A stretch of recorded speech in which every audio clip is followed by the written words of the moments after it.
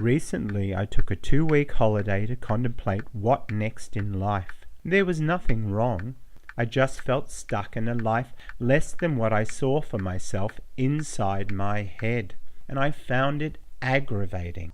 I got into this habit of eating breakfast out. It was refreshing, waking up with nothing to do except eat. Moroccan eggs and Spanish omelette really made me hungry, I discovered, and I felt quite cosmopolitan too. On the second week, in between calorie counting and farting, I found myself rummaging through boxes of photos, and I discovered some old theatre scripts I'd written at 17 years old, all based on my life back then, before Prozac took my generation. Reading them decades later, I found they made me laugh out loud. They confronted me. They moved me in a way I can't explain in words. A personal diary of my thoughts and imagination through my early life. At one point, I sat reading and crying like a big baby, caring not one hoot if the Jewish boy who lives next door could hear me sobbing. Reading my words felt like holding a mirror up to myself now. My writing had all the hallmarks of a teenager. Fresh, unaffected, verbose, and well constructed actually. There was a strong sense of self in the words, and an abrupt honesty I think I still have to this very day.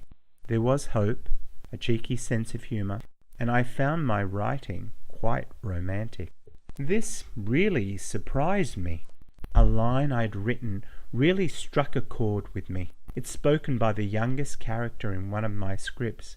It was, "Dreams of yesterday are the reality of tomorrow." Dreams, reality, tomorrow. So, with those words swimming around in my head, I sat at my laptop, armed with a fruit smoothie, and I started to type an email.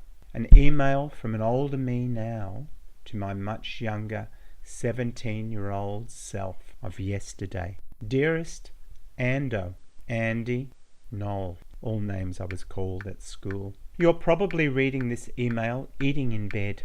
I bet your mum served a bacon and egg sandwich with a hot coffee, white with one. Did she serve breakfast on a tray the usual way? I bet she did. You could make it yourself if you stopped daydreaming and listening to Kate Bush. Daydreaming gets bigger as we age. Best keep it under control to avoid disappointment. There are things I want to warn against in the future, so concentrate. 1.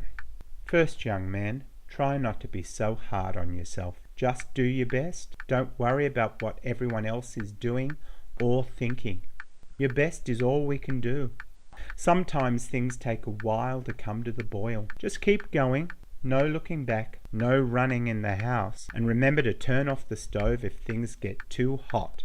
2. Most people aren't perfect. Everyone makes mistakes, so live without them until you find someone perfect. Good luck with your search. 3. If you get lonely, then maybe get a pet. No cats, remember your allergies. 4. If you must get a pet, I recommend a dog. The stupider the better. They are faithful. 5.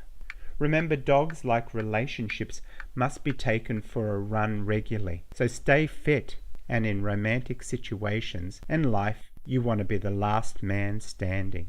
6. Remember, always, no one loves a fatso. So cut out sugar. 7.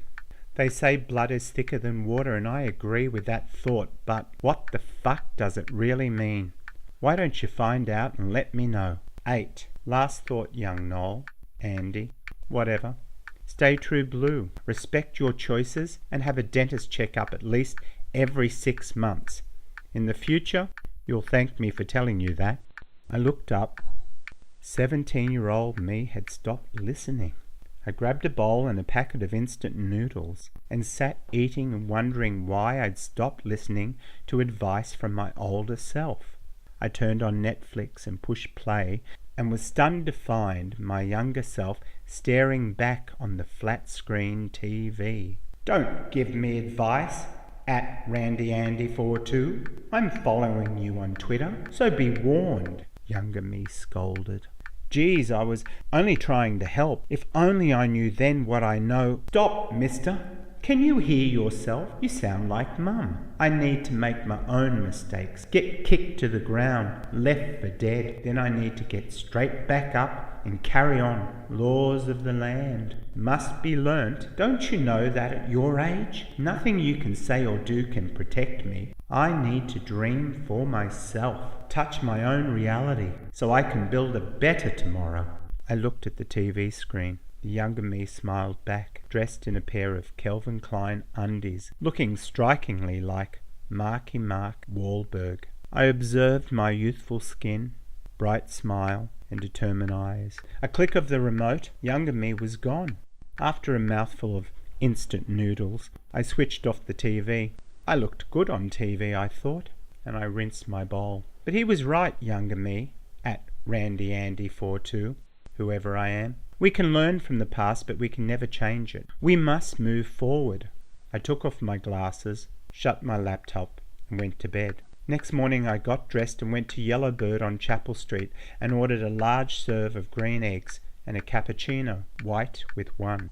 Yeah, it's been a good break catching up with me. I've travelled far, but there's still further to go.